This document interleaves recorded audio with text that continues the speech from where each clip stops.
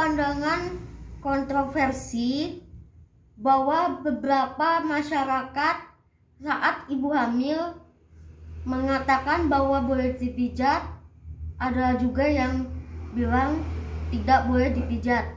Namun secara teori massase, ibu hamil boleh dipijat dan ada bagian-bagian tertentu yang boleh dipijatnya. Kita dalam posisi seperti ini, nah lurus, lalu bagian ini saja yang akan dipijat, sebelah sini dan sini. Dan untuk yang bagian lain-lain seharusnya tidak boleh. Jadi saya menyimpulkan ketika hamil sebaiknya sang ibu tidak harus untuk melakukan pijat. Yang keenam, penyakit menaun atau TBC. Penyakit ini bisa terjangkit pada individu seorang anak akibatnya sanitasi lingkungan yang kurang memadai, lingkungan yang kotor. Jika ibu hamil mengalami TBC, jika ia sembuh akan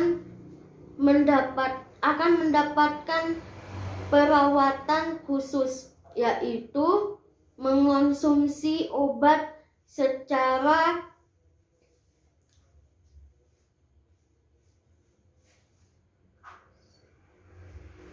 berkesinambungan minimal 6 bulan terus-menerus.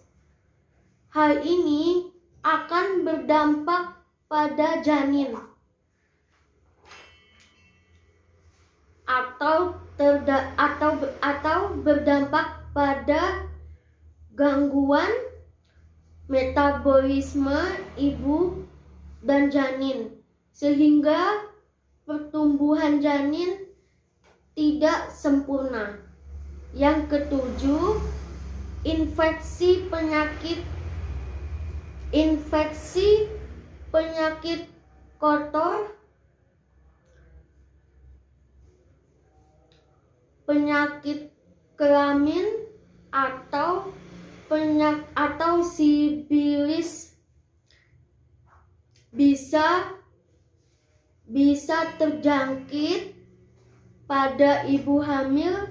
Jadi penyakit ini dapat mengakibatkan tubuh ibu hamil menjadi lemah dan mudah terkena penyakit lainnya dan bisa membahayakan ibu dan janin. Yang kedelapan, virus Toxoplasma gondii berasal dari virus binatang seperti bulu kucing atau kotoran kucing yang mengering, terhirup angin dan kemudian terhirup oleh ibu hamil, sehingga terhirup oleh ibu hamil secara terus-menerus bisa mengakibatkan bayi mengalami kebutaan atau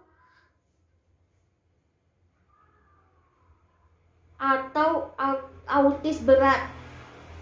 Bisa juga terlahir tanpa tengkorak. Nomor 9, faktor resus atau RH.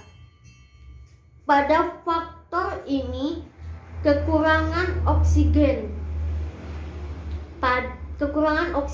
pada janin.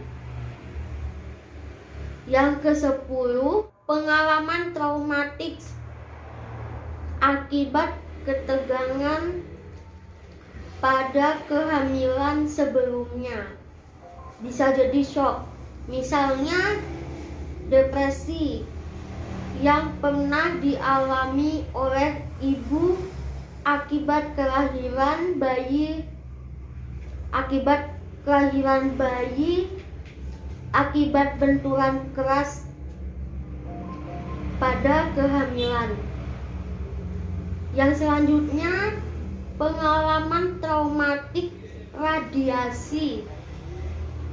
Sinar X yang berlebihan akan berdampak pada kelainan janin. Sinar X pada pabrik bisa merusak sel kromosom pada janinnya. Misal, pada janinnya, masa perinatal atau natal saat kelahiran dapat disebabkan yaitu 1. Kerusakan pada saraf mata pada saat persalinan. Secara teori, terjadi benturan alat-alat benda keras pada saat persalinan. Akibat terjadinya benturan menyebabkan bayi mengalami kecacatan. Yang kedua, kelahiran sungsang. Kelahiran sungsang ini juga bisa mengakibatkan kecacatan. Secara teori, ibu yang melahirkan secara sungsang tanpa bantuan alat apapun sangat berbahaya, bisa mengalami kecacatan atau kematian pada bayi. Yang ketiga, bayi secara prematur atau bayi lahir prematur. Lahir lebih cepat. Secara teori bisa mengakibatkan kecacatan bayi prematur. Ini biasanya perkembangan otaknya kurang sempurna. Akhirnya bayi tersebut kekurangan oksigen karena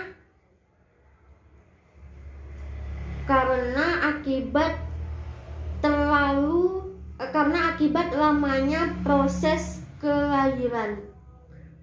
Yang keempat, bayi postmatur terlalu lama dalam kandungan bisa menyebabkan mengalami kelainan diakibatkan air ketuban pecah sehingga berdampak pada bayi atau terminum oleh bayi.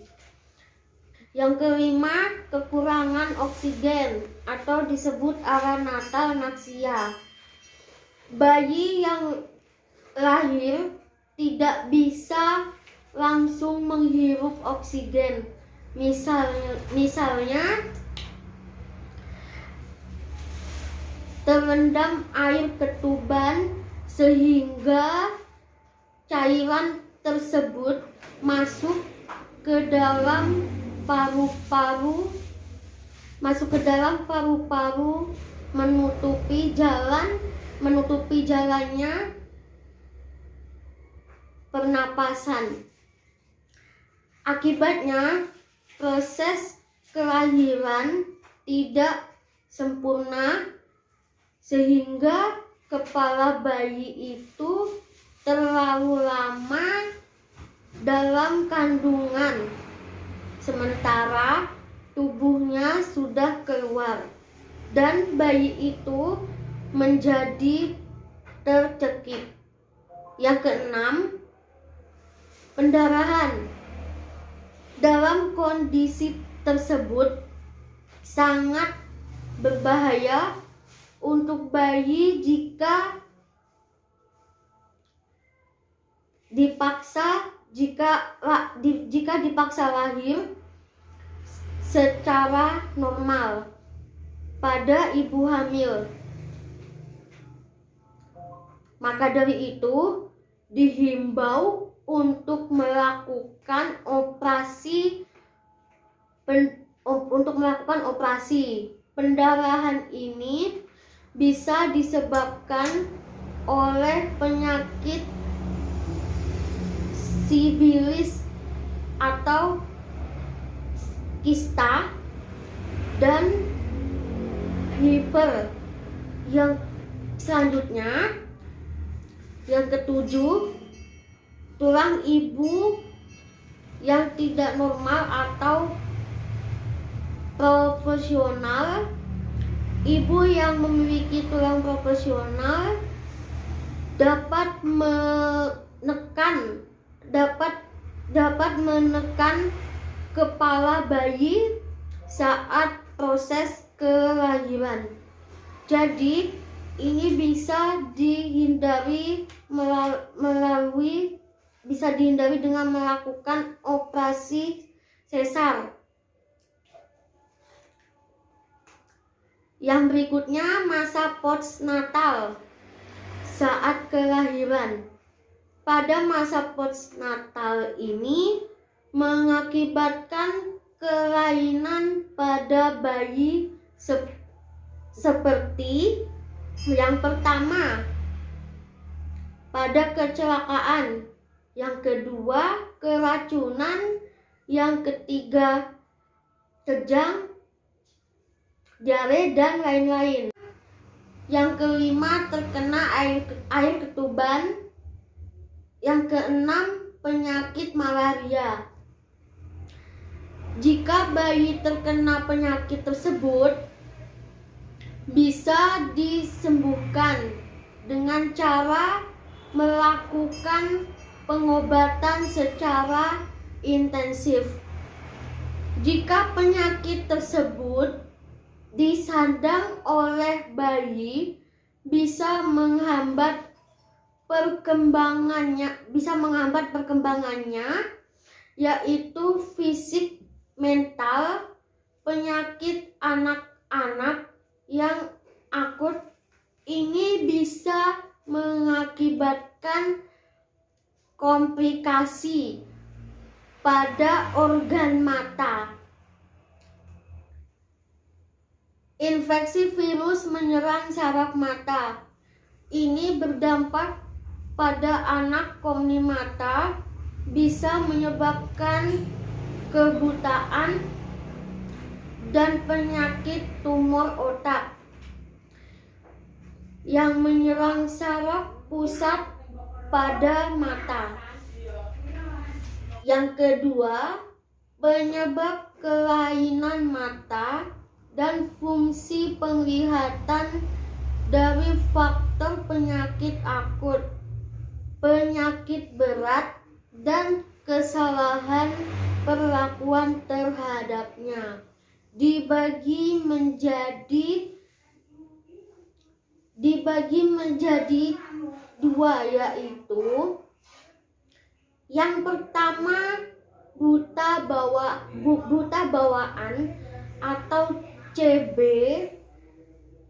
Yang kedua, buta didapat atau AB. Penjelasan pertama, buta bawaan atau CB yaitu seseorang yang dilahirkan tanpa penglihatan cahaya.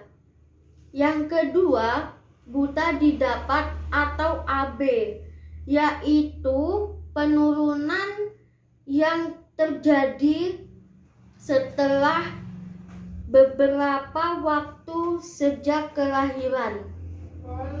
Demikian materi yang dapat saya sampaikan. Kurang dan lebihnya mohon maaf apabila materi yang saya sampaikan kurang sempurna, karena kesalahan hanya milik saya pribadi dan kebenaran hanya milik Allah Subhanahu wa Ta'ala. Terima kasih. Wassalamualaikum warahmatullahi wabarakatuh.